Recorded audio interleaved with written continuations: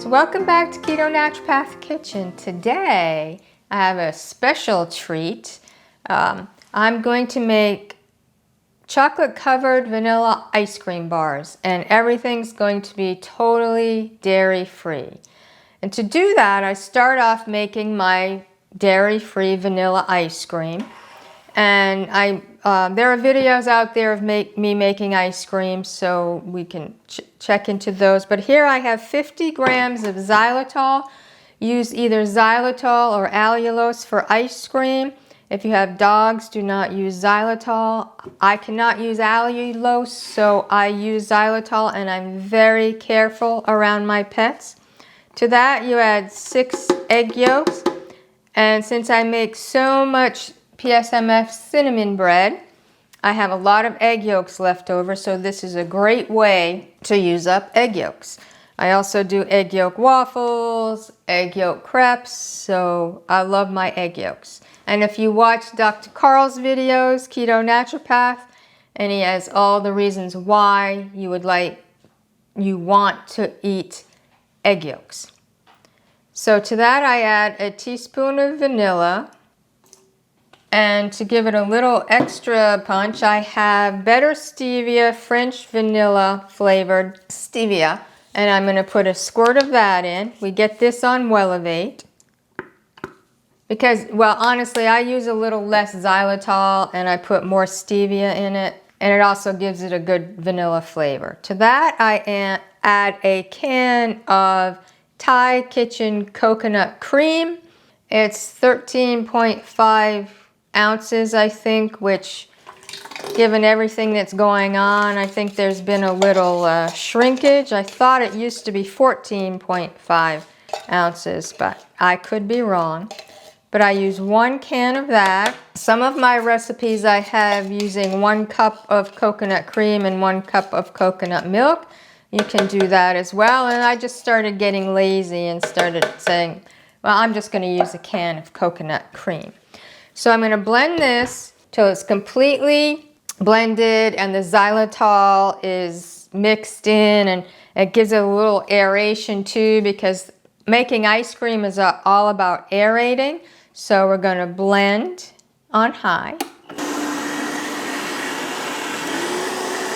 So this is all blended. I have several, this is my base for my ice cream. I have great chocolate ice cream recipe and a video out there. I make pistachio, I've made cherry. No, there are no cherries in it, but I have cherry flavor. I made all kinds of ice cream, and I'll link to some of them. So I'm going to put it in my ice cream maker. I'm going to pour this in the ice cream maker. It's going to take between 15-20 minutes for it to be ice cream. I have a Cuisinart ice cream maker, which I do like very much. But what I do is, after I pour this in and the ice cream is churning, there's a little bit left in the blender. So I make myself a cup of coffee, pour the hot coffee in the blender, blend it up, and oh, that is your treat to enjoy while the ice cream is churning. So after the ice cream is done, we'll be back and I'll show you how we make the ice cream. It's on a stick. I don't know. So the ice cream has finished churning. It's a little warm in North Carolina today, so before it melts too much, I bought these molds for the ice cream bars. Last week I attempted this with this kind of mold, and I was able to make 2, but then for the rest of them, pulling this, the stick came right out and the ice cream stayed in here. So I'm like, well, that's no good. So then I saw these molds on Amazon and I'm trying them. So I've never done this, and it's easy. It comes with a little slit and you just push the stick in. It comes with, I think, 50 or 100 sticks. I don't know. It comes with sticks. So we're going to attempt this. My first time here. So filling up the mold, the ice cream mold, make sure it gets underneath the stick. I don't know how many this is going to make. So some of them look like they're touching the bottom, so I want to make sure I get the ice cream underneath the sticks so that they are not touching the bottom. Again, it will depend on how much ice cream you make. If you use 1 cup each of coconut cream and coconut milk, you probably get a little more ice cream. And I only use 1 can. Try to get these as smooth as possible. Go on my second tray. This will be a nice treat for kids. If there are any kids that have to do keto for health reasons, this would be great. But even great for your kids if you want to reduce some of the sugar and crap that they eat. And good for those of us adult kids who like a nice refreshing treat every once in a while. I'm really reaching here to try to get the last bar, but that's okay. So it's not really a whole ice cream bar, but it'll still work. So we have probably about 7.5 bars. These have to go in the refrigerator for 3 to 4 hours. Freezer for 3 to 4 hours. So I'm going to put them in the freezer, and I'll be back in about 4 hours to put the chocolate coating on. Well, the ice cream bars have been in the freezer about 3 or 4 hours, so I'm starting to make the chocolate coating. I'm going to make my dairy-free ganache. I've made this several times before. Again, my favorite chocolate to use, my favorite chocolate is Ghirardelli. It's a little hard for me to find. There's only 1 local store where I can buy it. So then my second choice is Lindt. And these are 100% chocolate bars. And I make this ganache dairy-free, so I use Thai Kitchen coconut milk. The first few times, if you see some videos and I use ganache, it was horrid, came out awful.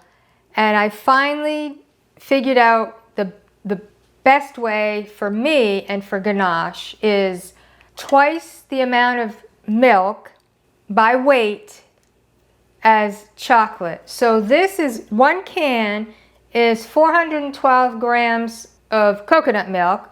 So I have the 412 grams of coconut milk, and in here I have 200 grams of finely chopped chocolate. It is 1 bar of Ghirardelli and 1.5 bars of Lindt. It's finely chopped. If you see any other of the videos, you can see how finely chopped that is. So I am heating up the milk. It's not supposed to boil, but the first few times I made it, the milk was not hot enough. So I get it pretty much to a real good simmer, and then it's hot enough.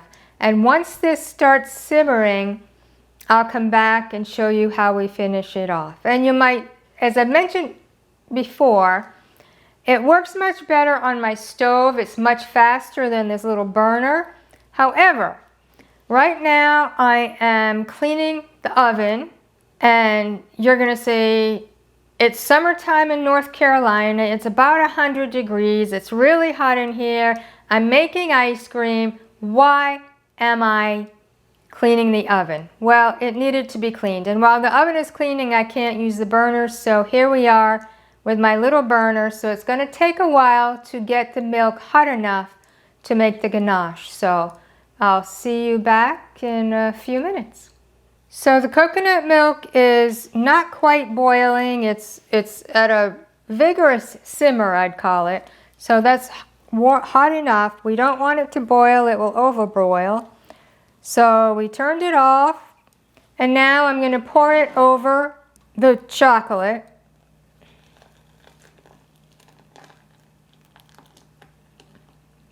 We're not going to stir the chocolate. We're just going to let the chocolate sit for 5 minutes and melt. And then we'll come back, stir it up, and we'll have ganache. Now we're going to stir it. Make sure it's all melted.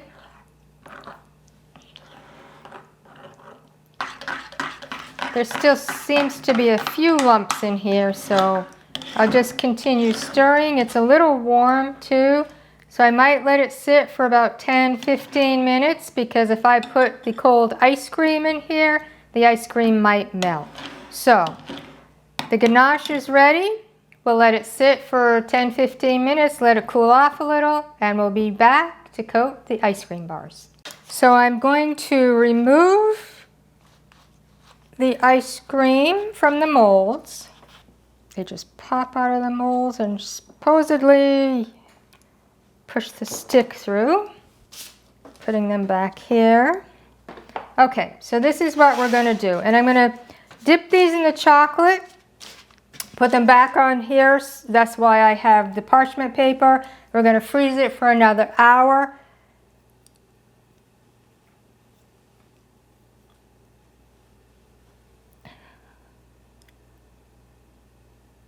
You don't want too much chocolate on it.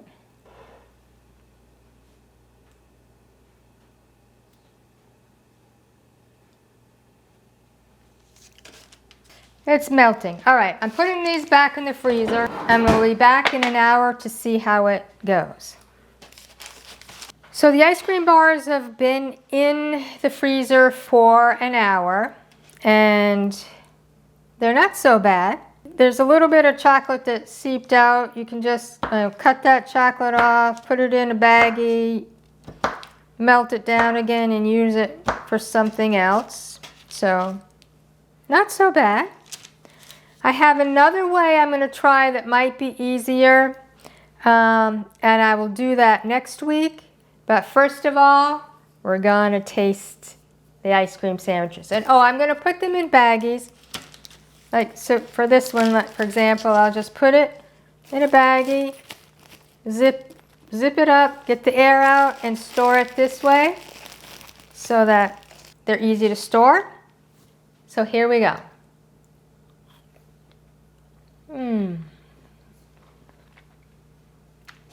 What a refreshing treat on a really hot day. It's about 100 degrees here. It's great. Now, I had a lot of ganache left over. So what I did was I had a little mini pavlova that I made with, when I made my Italian meringue.